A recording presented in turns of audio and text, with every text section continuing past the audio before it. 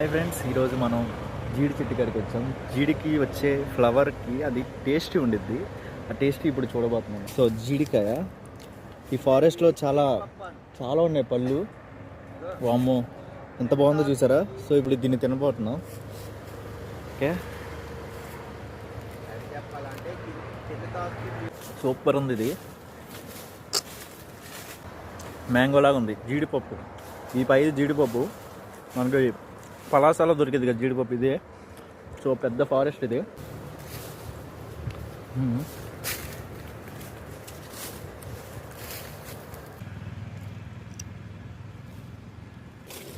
Super అండి. పండిన తర్వాత ఇలా ఉంటుంది. సూపర్ ఉంది కదా. వావ్, యమ్మీ. చెట్టు మొత్తం అవే.